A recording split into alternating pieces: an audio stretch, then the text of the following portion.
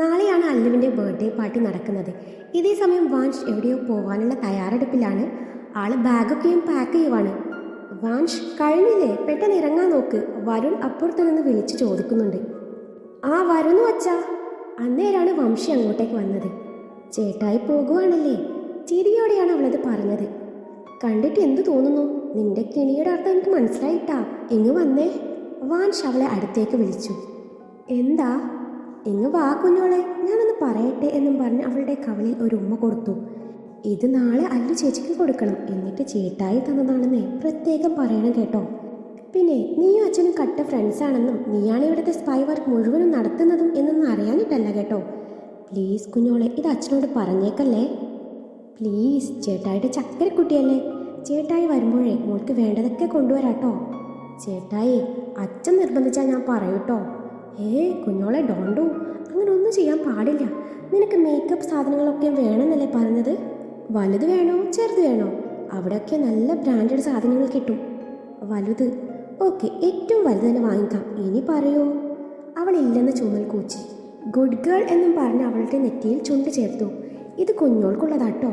ഇനി ഇങ്ങോട്ടൊരുമ തന്നെയെന്നവൻ പറഞ്ഞതും വംശി അവൻ്റെ കവളിൽ അമർത്തി മുത്തി. വാൻഷ് ഇറങ്ങാൻ നേരം അച്ഛനും അമ്മയെയും ചേർത്ത് പിടിച്ചു. ഗൗരിയുടെ കണ്ണ് നിറയുന്നത് കണ്ടതും അമ്മ എന്തിനാ കരയുന്നത്? ഞാൻ നല്ലൊരു കാര്യത്തിന് വേണ്ടിയിട്ടല്ലേ പോണത്. ഇങ്ങനെ കരഞ്ഞാലേ എനിക്ക് സങ്കടാവട്ടോ. എൻ്റെ അമ്മയുടെ ചിരിക്കുന്ന മുഖം കാണാനാണ് എനിക്കിഷ്ടം എന്നും പറഞ്ഞ് അവൻ അമ്മയെ അമർത്തി മുത്തി.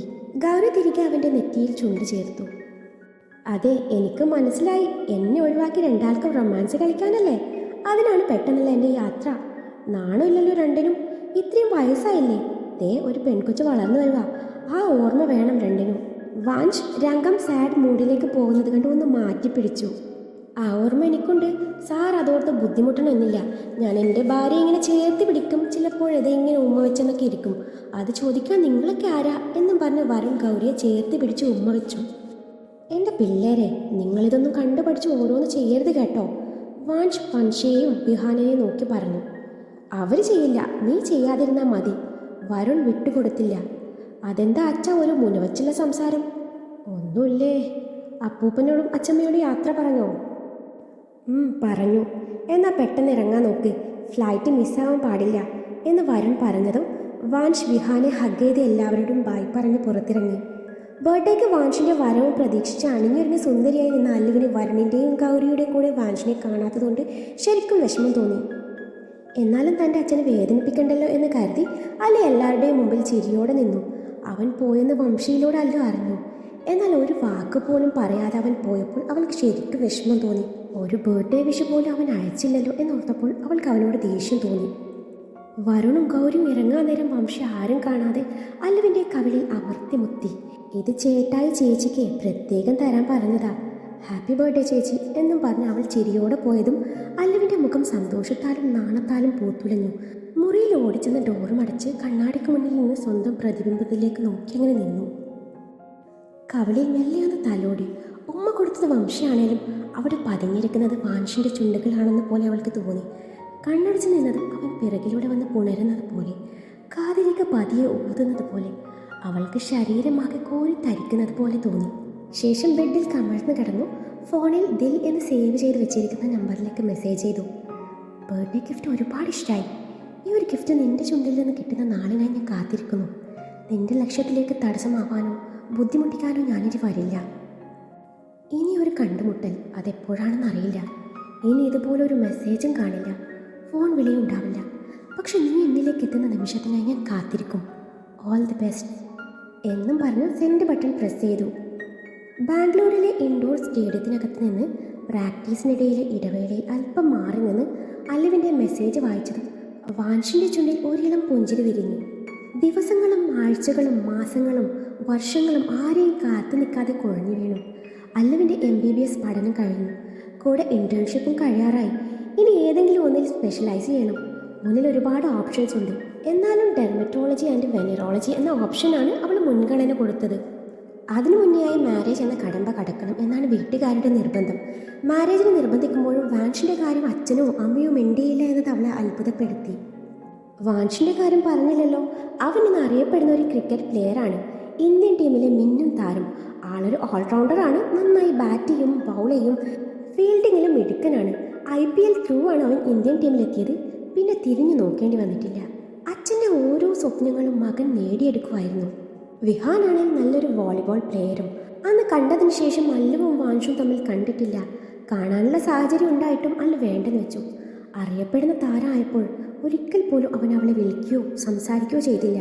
ഇൻസ്റ്റഗ്രാമിൽ ആൾക്ക് എത്രയോ മില്യൺ കണക്കിന് ഫോളോവേഴ്സാണുള്ളത്. പ്രശസ്തി കൂടുന്നതിനനുസരിച്ച് പലതരത്തിലുള്ള വലിയ ആൾക്കാരുമായി ഇടപെടേണ്ടി വരുമല്ലോ. വലിയ വലിയ കമ്പനിയുടെ ബ്രാൻഡ് അംബാസിഡറാണ് നമ്മുടെ വാൻഷ്. കൂടാതെ ബോളിവുഡ് സുന്ദരിമാരുടെ കൂടെ ചില പരസ്യ ചിത്രങ്ങളിലും വാൻഷ് അഭിനയിച്ചിട്ടുണ്ട്. അതുകൊണ്ട് ചില ബോളിവുഡ് സുന്ദരിമാരുമൊത്ത് വാൻഷ് പ്രണയത്തിലാണെന്ന് ഗോസിപ്പ് പരക്കുന്നുണ്ട്. ഇതിനെതിരെ അവനൊന്നും പ്രതികരിച്ചിട്ടില്ല. ഇതൊക്കെ കണ്ടും കേട്ടും അല്ലു എന്നും അവനെയും മനസ്സിലിട്ട് അവന് വേണ്ടി കാത്തിരിക്കുന്നു. അവൻ്റെ ഇൻസ്റ്റാഗ്രാം പേജ് കാണുമ്പോഴേ അവൾക്ക് ദേഷ്യം വരും. ചില പെണ്ണുങ്ങൾ അവനുമായി ഇഴകിച്ചേർന്ന് നിൽക്കുന്നത് കണ്ടാലേ അവൾക്ക് ദേഷ്യം തോന്നും. ഇനിയും ഇതൊന്നും കാണണ്ടല്ലോ എന്ന് കരുതി അവൾ അവനെ അൺഫോളോ ചെയ്തു. അപ്പോഴൊക്കെയും അവൾക്ക് അന്ന് അവളുടെ അച്ഛൻ പറഞ്ഞത് ഓർമ്മ വരും. അവൻ വലിയ നിലയിലെത്തിക്കഴിഞ്ഞാൽ അവന് നിന്നെ വേണ്ടെന്ന് തോന്നിയാൽ നീ ഒരിക്കലും വിഷമിക്കാൻ പാടില്ല. അതുകൊണ്ട് അവനെക്കുറിച്ചുള്ള ചിന്തകളൊക്കെയും ഒഴിവാക്കിയാണ് അവൾ ഇത്രയും നാൾ പഠിത്തത്തിൽ ശ്രദ്ധ കേന്ദ്രീകരിച്ചത്. അല്ലുവിന് വാൻഷിനോടുള്ള പ്രണയം ആകെ അറിയാവുന്നത് അവളുടെ അച്ഛനും അമ്മയ്ക്കും മാത്രമാണ്. അവളുടെ ഫ്രണ്ട്സിന് പോലും ഒന്നും അറിയില്ല. അവരുടെ മുന്നിൽ അവനെ അറിയുക പോലും ഇല്ല എന്ന ഭാവത്തോടെ നിൽക്കും. അവരൊക്കെയും അവൻ്റെ ഫാൻസാണ്. അവർ മാത്രമല്ല, ഇന്ത്യയിൽ ഒട്ടാകെയുള്ള പെൺപിള്ളേരുടെയും ഹൃദയം കവർന്നിരിക്കുകയാണ് വാൻഷ്. വിദേശ പര്യടനം കഴിഞ്ഞ് ബാംഗ്ലൂർ എയർപോർട്ടിൽ എത്തിയതായിരുന്നു വാൻഷ്. അന്നേരമാണ് മീഡിയാസ് അവനെ വളഞ്ഞത്. ബോളിവുഡ് നടി ഋതിക മേത്ത അവരുടെ ഇൻസ്റ്റഗ്രാം പേജിൽ അവരാരുമായും പ്രണയത്തിലാണെന്നും ഉടനെ മാരേജ് കാണുമെന്നും പറയുന്നുണ്ട്. അത് താങ്കളാണോ? ഒരു മീഡിയക്കാരൻ്റെയാണ് ചോദ്യം കേട്ടതും വാൻഷ് ആദ്യം ചിരിക്കുകയാണ് ചെയ്തത്. ഈ പറയുന്ന ഋതിക മേത്തയുമായി ഞാൻ ഒരു പരസ്യത്തിൽ അഭിനയിച്ചു എന്നല്ലാതെ അവരുമായി എനിക്ക് കൂടുതൽ ബന്ധമൊന്നുമില്ല. പിന്നെ നിങ്ങളൊക്കെയാണ് ഇതൊക്കെ പറഞ്ഞുണ്ടാക്കുന്നത്. മേ ബി ഞാൻ വർക്കിൻ്റെ ഭാഗമായി പലരുമായി ഫോട്ടോ പോസ്റ്റ് ചെയ്തിട്ടുണ്ടാവാം. അതൊക്കെ പൊക്കിക്കൊണ്ടുവന്ന് നിങ്ങൾ തന്നെയാണ് ഓരോന്ന് അടിച്ചിറക്കുന്നത്. അപ്പോൾ അവരുടെ കാമുകൻ നിങ്ങളല്ല എന്നാണോ പറയുന്നത്? ഒരിക്കലും അല്ല. അപ്പോൾ നിങ്ങൾക്ക് ആരുമായും പ്രണയമില്ല എന്നാണോ? ഇല്ല എന്ന് ഞാൻ തീർത്തും പറയില്ല. അങ്ങനെ ഒരാളുണ്ട്. എനിക്ക് അവളോട് പ്രണയമാണോ എന്ന് ചോദിച്ചാൽ എനിക്കറിയില്ല. പക്ഷെ അവളെ എനിക്ക് ഒരുപാട് ഇഷ്ടമാണ്. അവൾക്ക് എന്നോട് പ്രണയമാണ്. അവൾ എന്നോട് പലതവണ അത് പറഞ്ഞിട്ടുണ്ട്. ഞാനൊരിക്കലും അവളോട് പറഞ്ഞിട്ടില്ല ഞാൻ നിന്നെ പ്രണയിക്കുന്നുവെന്ന്. ഇപ്പോൾ ഞങ്ങൾ തമ്മിൽ കണ്ടിട്ടും സംസാരിച്ചിട്ടും 5 വർഷത്തിലേറെ ആയി കാണും. അവസാനമായി കാണുമ്പോൾ അവൾ എന്നോട് പറഞ്ഞിരുന്നു എനിക്ക് വേണ്ടി കാത്തിരിക്കുമെന്ന്. ഇന്നും അവൾ എനിക്ക് വേണ്ടി കാത്തിരിപ്പുണ്ട് എന്നാണ് എൻ്റെ ഒരു വിശ്വാസം. എൻ്റെ അച്ഛനും അമ്മയ്ക്കും സഹോദരങ്ങൾക്കൊക്കെ അവളെ ഒരുപാട് ഇഷ്ടമാണ്. അവർക്ക് ഞാൻ അവളെ സ്വീകരിക്കുന്നതിൽ ഒരു എതിർപ്പുമില്ല. സോ അവൾക്കിപ്പോഴും ഇഷ്ടമാണെങ്കിലേ അവളായിരിക്കും എൻ്റെ ഭാവി വധു. അന്നേരം മുഴുവൻ അവൻ്റെ മുഖത്ത് നിറഞ്ഞ പുഞ്ചിരിയായിരുന്നു. ആരാണ് ഈ അവൾ? വീണ്ടും ചോദ്യം ഉതിർന്നു. അല്ലു, അതാണവൾ.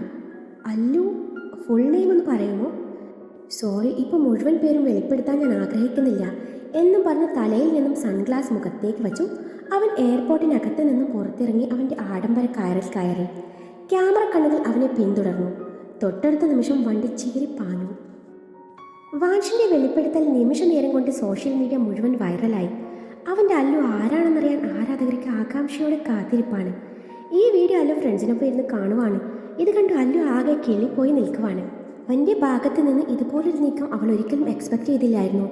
അവളുടെ ഫ്രണ്ട്സിനൊന്നും അല്ലു എന്ന അവളുടെ നിക്നെയിം അറിയില്ലായിരുന്നു. അവൾ അവർക്കൊക്കെ അലേഷിയായിരുന്നു. വീഡിയോയ്ക്ക് താഴെ വന്ന കമൻസ് കണ്ടതും അവളുടെ ബാക്കിയുള്ള കിളികളും പോയി. അവൾ ഹൗസ് സർജൻസി ചെയ്യുന്ന ബാംഗ്ലൂരിലെ പ്രശസ്തമായ മെഡിക്കൽ കോളേജിൻ്റെ ക്യാമ്പസിലിരുന്നാണ് അല്ലു ഈ വീഡിയോ കാണുന്നത്. അച്ഛൻ കോളിംഗ് എന്ന അവളുടെ ഫോണിലെ ഡിസ്പ്ലേയിൽ തെളിഞ്ഞതും അല്ലു കുറച്ച് മാറി നിന്ന് സംസാരിക്കാൻ തുടങ്ങി. ഹലോ അച്ഛാ. അല്ലൂസേ, സുഖാണോ വാവേ? ആ അച്ഛാ. പിന്നെ എന്തൊക്കെയുണ്ട് അല്ലൂസേ വിശേഷം? പിന്നെന്താ, ഒന്നുമില്ല. നമ്മളെല്ലാം അച്ഛൻ നേരത്തെ സംസാരിച്ചു വെച്ചത്. അതിനിടയിൽ ഒരു വിശേഷവും നടന്നില്ല. ഒന്നും നടന്നില്ല. അച്ഛേ, എന്തേലും പറയാനുണ്ടല്ലേ തെളിച്ച് പറയണം. ചുമ്മാ എന്നെ ദേഷ്യം പിടിപ്പിക്കരുത്. എൻ്റെ സണ്ണിൻ ലോയുടെ വീഡിയോ കണ്ടായിരുന്നോ? ഇല്ല, കണ്ടില്ല. എന്തേ? എൻ്റെ വാവേ, ഞാൻ കരുതി അവൻ നിന്നെ മറന്നു കാണുമെന്ന്. എന്നാലും ആ വീഡിയോ അത് പൊളിച്ചു. പെട്ടെന്ന് പോരാ നോക്ക്. ഞങ്ങൾ നിങ്ങളെ പിടിച്ചങ്ങ് കെട്ടിക്കാൻ തീരുമാനിക്കാൻ വരട്ടെ. ആദ്യം അവൻ വന്ന് എന്നോട് ഇഷ്ടമാണെന്ന് പറയട്ടെ, എന്നിട്ട് മതി ബാക്കിയൊക്കെയും. അവളത് പറഞ്ഞ് തീരും മുന്നേ റേഞ്ച് റോവർ ലക്ഷറി കാർ അവൾക്ക് മുന്നിൽ സഡൻ ബ്രേക്കിട്ട് നിർത്തി. അതിൽ നിന്നും ഇറങ്ങി വരുന്ന ആളെ കണ്ടതും അല്ലുവിൻ്റെ കണ്ണ് മേഞ്ഞു വന്നു. അവൻ തനിക്കരികിലേക്കാണ് നടന്നു വരുന്നത് എന്ന് കണ്ടതും അവൾ ഫോണിൽ അച്ഛനോട് പറഞ്ഞു, അച്ഛേ വന്നു. എന്തു വന്നു എന്നാ? വാൻഷ് അവൻ്റെ എൻ്റെ മുന്നിൽ നിൽക്കുക എന്ന് പറഞ്ഞ് തീരുമുന്നേ അല്ലുവിൻ്റെ കൈയും പിടിച്ച് അവൻ വണ്ടിക്കരികിലേക്ക് നടന്നു. ഇതൊക്കെ കണ്ട് മെഡിക്കൽ കോളേജ് പരിസരം ഇപ്പോൾ ഒരു മൊട്ടുസൂചി വീണാൽ പോലും കേൾക്കാൻ പറ്റുന്നത്ര നിശബ്ദതയിലാണ്ടു. എല്ലാവരും ശ്വാസം അടക്കി പിടിച്ചിത് കാണുവാണ്. അല്ലുവാണെങ്കിൽ അവനെ ഒന്ന് എതിർക്കാനാവാതെ അവന് പിന്നാലെ നടന്നു. അവൻ്റെ വണ്ടിയുടെ മുൻസീറ്റിലെ ഡോർ തുറന്ന് അവളെ കയറ്റി അവൻ ഡ്രൈവിംഗ് സീറ്റിൽ കയറിയിരുന്നു. ചിലർ ഇത് മൊബൈൽ ക്യാമറയിൽ പകർത്തുന്നുണ്ട്. അല്ലുവാണെങ്കിൽ സ്വപ്ന ലോകത്തെന്ന പോലെ അവനെ നോക്കുവാണ്. വണ്ടി സ്റ്റാർട്ട് ചെയ്ത് അവിടുന്ന് ചീറിപ്പായ മുന്നേ വാൻഷ് ഒരു പേപ്പറിൽ എന്തോ എഴുതി പുറത്തേക്ക് വിട്ടു. വണ്ടിയിൽ നിന്നും പാറി വീണ പേപ്പർ എടുത്ത് എല്ലാവരും വായിച്ചു. This is my Allu. അത് കണ്ടതും എല്ലാവർക്കും അത്ഭുതമായി.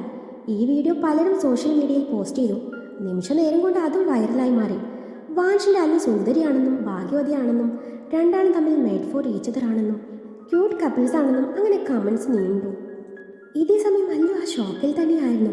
വാൻഷിനെ നോക്കുമ്പോൾ അവൻ്റെ മുഖത്ത് ആ പഴയ കുസൃതിച്ചിരി ഒളിഞ്ഞു കിടപ്പുണ്ട്. ഹലോ, എന്താണ് മിസ്റ്റർ വാൻഷ് വരുണിൻ്റെ ഉദ്ദേശം? എൻ്റെ പേര് മറന്നിട്ടില്ല അല്ലേ? താങ്ക്സ്. നിങ്ങളുടെ പേര് ആരെങ്കിലും മറക്കുമോ മിസ്റ്റർ? നിങ്ങളൊരു സെലിബ്രിറ്റി അല്ലേ? നമ്മളുടെ പേരൊക്കെയല്ലേ എല്ലാവരും മറന്നത്? ആര് മറന്നു? മറന്നെങ്കിൽ ഇനി ഇത്രയൊക്കെ സംഭവിക്കുമോ? അതാണ് എനിക്കറിയേണ്ടത്. ഇത്രയും വർഷമായിട്ടും എന്നെക്കുറിച്ച് ഓർക്കാത്ത ഒരാൾക്ക് പെട്ടെന്ന് ഒരു ദിവസം എന്നെ ഓർമ്മ വന്നു എന്ന് വെച്ചാലേ ഇറ്റ്സ് അൺബിലീവബിൾ. നിങ്ങൾ പബ്ലിസിറ്റിക്ക് വേണ്ടി ചെയ്ത് കൂട്ടുന്നതാ അത്. ഹേ അല്ലു, സ്റ്റോപ്പ് ഇറ്റ്. പബ്ലിസിറ്റി ആഗ്രഹിക്കാൻ ഞാൻ ഫിലിം സ്റ്റാറൊന്നുമല്ല. പബ്ലിസിറ്റി ത്രൂ എനിക്കൊന്നും നേടാനും പറ്റില്ല. ഞങ്ങളുടെ ടീം ജയിക്കണല്ലേ? ഈ ആരാധകർ വിചാരിച്ചാൽ നടക്കില്ല. അതിന് ഞങ്ങൾ കളിച്ചേ പറ്റൂ. പിന്നെ എനിക്ക് ഫേമസ് ആവാൻ ഇതിൻ്റെ ആവശ്യമൊന്നുമില്ല. എൻ്റെ വിശ്വാസം ശരിയാണെങ്കിൽ ഞാനിവിടെ അത്യാവശ്യം ഫേമസ് ആണ്. പിന്നെ നിന്നെ എനിക്ക് ഓർമ്മയില്ലായിരുന്നു എന്ന് ആര് പറഞ്ഞു? അതാരെങ്കിലും പറയണോ? അതുപോലെ ആയിരുന്നു നിന്റെ പ്രവർത്തികൾ. ഓരോ കളികൾ ജയിച്ച് ആഘോഷിക്കുമ്പോഴും ഒരു വട്ടം എനിക്കൊന്ന് വിളിക്കായിരുന്നു. വല്ലപ്പോഴും ഒരു ഹായ്, അല്ലെങ്കിൽ സുഖാണോ, ഇല്ലെങ്കിൽ ഒരു ബർത്ത്ഡേ വിഷ്. ഒരിക്കൽ പോലും നിനക്കെന്നെ കാണാനോ സംസാരിക്കാനോ തോന്നില്ല. പക്ഷെ നിന്റെ ഓരോ വിശേഷങ്ങളും ഞാൻ അറിയുന്നുണ്ടായിരുന്നു. നിന്റെ ഓരോ വിജയങ്ങളും മൗനമായിരുന്നു ഞാൻ ആഘോഷിക്കുമായിരുന്നു. നീ ശരിക്കും മാറിപ്പോയി വാൻഷ്, ഒരുപാട് മാറിപ്പോയി. നീ പറഞ്ഞ പോലെ നിനക്ക് ഞാൻ തീരെ മാച്ചാവില്ല. നിനക്ക് നല്ലത് ബോളിവുഡ് സുന്ദരിമാർ തന്നെയാണ്. ഞാനൊരു പാവം ഡോക്ടർ. നമ്മൾ വിട്ടേക്ക്. അത്രയും പറഞ്ഞതും അല്ലുവിൻ്റെ കണ്ണ് നിറഞ്ഞിരുന്നു. കഴിഞ്ഞോ? പറഞ്ഞു കഴിഞ്ഞെങ്കിലേ എനിക്കും ചിലത് പറയാനുണ്ടായിരുന്നു. ഞാൻ നിന്റെ ഓരോ വിശേഷങ്ങളും നിന്നിൽ നിന്ന് തന്നെ അറിയുന്നുണ്ടായിരുന്നു. നീ പറഞ്ഞ പോലെ നിന്റെ എല്ലാ ബർത്ത്ഡേക്കും വിഷ് ചെയ്യാറുണ്ടായിരുന്നു. എൻ്റെ സന്തോഷങ്ങളും സങ്കടങ്ങളും നിന്നോട് ഷെയർ ചെയ്യായിരുന്നു. നിന്റെ സങ്കടങ്ങൾ ക്ഷമയോടെ കേൾക്കുമായിരുന്നു. And etcetera etcetera. നിനക്കെന്താ ഭ്രാന്താണോ Vansh? Never. You know your Facebook friend Shweta Nair? Yes, she is my best friend. എൻ്റെ കൂടെ 10ാം ക്ലാസ് വരെ ഉണ്ടായ കുട്ടിയായിരുന്നു. പിന്നെ +2 ടൈം ആയപ്പോൾ അവൾ അബ്രോഡ് പോയി. അത് നിനക്കും അറിയാലോ. പിന്നെ അവൾ കോണ്ടാക്ട് ചെയ്യുന്നത് FB ത്രൂ ആണ്. അവളും ഇതുമായി എന്താ ബന്ധം? നീ അവളോട് എല്ലാം ഷെയർ ചെയ്യുമായിരുന്നില്ലേ? അവൾ നിന്നോടും? ആ അതെ, അതിന് it was me Allu. This is our chat history എന്ന് പറഞ്ഞ് അവൾക്ക് നേരെ തൻ്റെ ഫോൺ നീട്ടി. അത് കണ്ടത് മല്ലുവിൻ്റെ കണ്ണ് മേഴ്ഞ്ഞു വന്നു. അപ്പോൾ അത് ശരിക്കും ശ്വേത ആയിരുന്നില്ല, നീ ആയിരുന്നോ? Yes, of course miss Alesha Abhishek. ഇനി പറയാൻ പറ്റുമോ ഞാൻ നിൻ്റെ കാര്യമൊന്നും അറിഞ്ഞിട്ടില്ല, അറിയാൻ ശ്രമിച്ചിട്ടില്ല എന്ന്? ചുമ്മാതല്ല എപ്പോൾ നോക്കിയാലും റിട്ടേൺ മെസ്സേജ് അയക്കുന്നത്. എന്നാലും നിനക്ക് നേരിട്ട് ഇതൊക്കെ അന്വേഷിച്ചാൽ പോരായിരുന്നോ? അതിലെന്താടി ഒരു ത്രില്ല്? നിന്റെ പഠിപ്പ് ഉഴപ്പാതിരിക്കാൻ ഞാൻ മനഃപൂർവ്വം വിളിക്കാതിരുന്നതാ. എങ്കിലും നിന്റെ വിശേഷം അറിയാതെ നിൽക്കാനും വയ്യായിരുന്നു. അതാണ് ഇങ്ങനെ ഒരു ഫേക്ക് പ്രൊഫൈൽ ഉണ്ടാക്കി നീയായി മുട്ടിയത്. അറിയാത്ത ആൾക്കാരുമായി നീ ഫ്രണ്ട്ഷിപ്പ് ഉണ്ടാക്കില്ല എന്നറിയാം. അപ്പോഴാണ് നിന്റെ ഫ്രണ്ട് ശ്വേതയെ ഓർമ്മ വന്നത്. പിന്നെ ഞാൻ നിനക്ക് മുന്നിൽ അവളായി മാറി. ലോകത്തിൻ്റെ ഓരോ കോണിലായിരിക്കുമ്പോഴും മനസ്സിൽ നിന്റെ മുഖം മാത്രമായിരുന്നു. നിന്നിൽ നിന്നും അകന്നു പോയപ്പോഴാണ് എനിക്ക് ശരിക്കും നിന്നെ മിസ് ചെയ്യാൻ തുടങ്ങിയത്. എനിക്ക് നിന്നോടുള്ള വികാരം പ്രണയമാണെന്നത് തിരിച്ചറിയുന്നത്. ഒരുപാട് തവണ നിനക്ക് വിളിക്കാൻ ഒരുങ്ങിയതാ. പിന്നെ വേണ്ടെന്ന് വെച്ച് കളിയിൽ മാത്രം ശ്രദ്ധ കൊടുത്തു. ഈ വിരഹത്തിന് വല്ലാത്തൊരു വേദനയായിരുന്നു, ഒരു സുഖമുള്ള വേദന. ഇനിയും നിന്നെ പിരിഞ്ഞിരിക്കാൻ വയ്യ എന്ന് തോന്നി. അച്ഛനോടും അമ്മയോടും കാര്യങ്ങളൊക്കെയും പറഞ്ഞു. അവർ നിന്റെ അച്ഛനോടും അമ്മയോടും സംസാരിച്ചു. അവർക്കൊന്നും ഒരു എതിർപ്പും ഇല്ലെന്ന് അറിഞ്ഞതും ഞാൻ കരുതി ഇങ്ങോട്ട് വന്ന് ഇതുപോലെ കൈയോടെ പൊക്കി അവരുടെ മുന്നിൽ ചെല്ലാമെന്ന്. ഇത് കേട്ടതും നല്ല നിറഞ്ഞ മെഴുതൽ തുടച്ച് അവനൊന്ന് നോക്കി. അത് കണ്ട വാൻഷ് വണ്ടി ഒരു സൈഡിലേക്ക് ഒതുക്കി നിർത്തി അവളുടെ വലത് കൈ എടുത്ത് പൊതിഞ്ഞു പിടിച്ചു. Sorry Allu, sorry. ഇത്രയും നാൾ വേണമെന്ന് കരുതി വിഷമിപ്പിച്ചതല്ല. എനിക്ക് നിന്നെ ഒരുപാട് ഇഷ്ടമാണ്, ഒരുപാട്. I love you Allu. I can't live without you എന്നും പറഞ്ഞ് അവളുടെ കൈയെടുത്ത് ചുണ്ടോട് ചേർത്തു. ഇതും കൂടി ആയതോടെ അവളുടെ കണ്ണുകൾ നിറഞ്ഞു വന്നു. അവളോട് കുറച്ചുകൂടി ചേർന്നിരുന്ന അവളുടെ നിറഞ്ഞ മിഴികൾ അവൻ്റെ വിരലുകളാൽ ഒപ്പിയെടുത്തു. അവൻ്റെ കണ്ണുകൾ അവളുടെ മുഖമാകെ ഓടി നടന്നു. അവളുടെ സൗന്ദര്യം ഒന്നുകൂടി കൂടിയതുപോലെ തോന്നിയവന്. അവളുടെ നെറ്റിയിൽ മൃദുവായി ചുംബിച്ചതും അല്ലുവിൻ്റെ കണ്ണുകൾ കോമ്പി അടഞ്ഞു. ഇരു കണ്ണിലും കവിളിലും മൂക്കിൻ തുമ്പിലും അവൻ്റെ ചുണ്ടുകൾ പതിഞ്ഞു. അവൻ്റെ നോട്ടം അവളുടെ വിറകൊള്ളുന്ന അതരങ്ങളിലാണെന്നറിഞ്ഞതും അല്ലു ഞെട്ടലോടെ അവനിൽ നിന്നും അകന്നു മാറാൻ തുടങ്ങി. എന്നാൽ അവൻ അതിനെ അനുവദിക്കാതെ നിമിഷ നേരം കൊണ്ട് അവളുടെ ചുണ്ടുകൾ കവർന്നിരുന്നു. അല്ലുവിൻ്റെ കൈകൾ വാൻഷിൻ്റെ ഷർട്ടിൽ പിടിമുറുക്കി. മിഴികൾ താനെ അടഞ്ഞുപോയി. ഫോണിൻ്റെ റിംഗ് ടോൺ കേട്ടാണ് ഇരുവരും പിൻവാങ്ങിയത്. അല്ലു ദീർഘമായി ഒന്ന് നിശ്വസിച്ച് സീറ്റിലേക്ക് ചാരിയിരുന്നു. വാൻഷ് അവളെ ഒന്ന് നോക്കി ചുണ്ടിലൊളിപ്പിച്ച ചിരിയോടെ കീഴ്ചുണ്ട് തള്ളവിരലാൽ ഒപ്പിയെടുത്ത് ഫോൺ എടുത്ത് നോക്കി. ഡിസ്പ്ലേയിൽ അച്ഛൻ എന്ന് കണ്ടതും വാൻഷിൻ്റെ ചുണ്ടിൽ ഒരു ചിരി വിരിഞ്ഞു. ഹലോ അച്ഛാ. അതെ, എൻ്റെ കൂടെയുണ്ട്. ഞങ്ങൾ ഓൺ ദി വേ ആണ്. പിന്നെ അച്ഛാ, ഞങ്ങൾ പതുക്കെ വരുള്ളൂ കേട്ടോ. അങ്ങനെ പതുക്കെ എന്നല്ല, 5 വർഷത്തെ കഥകളൊക്കെയും പറഞ്ഞ് പിണക്കവും പരിഭവമൊക്കെയും തീർത്തിട്ട് അങ്ങോട്ട് എത്തിക്കോളാം. ശരി, പിന്നെ ഇടയ്ക്കിടയ്ക്ക് ഇങ്ങനെ വിളിച്ച് ബുദ്ധിമുട്ടിക്കണമെന്നില്ല. ഞാൻ അവളെയും കൊണ്ട് അങ്ങോട്ട് തന്നെയാണ് വരുന്നത്. എന്നാൽ ബായ് എന്നും പറഞ്ഞ് അവൻ ചിരിയോടെ കോൾ കട്ട് ചെയ്തു. വാൻഷ്, നമ്മൾ നാട്ടിലേക്കാണോ പോകുന്നത്? അതെങ്ങനെ ശരിയാവും? ഞാൻ ആരോടൊന്നും പറഞ്ഞിട്ടില്ല.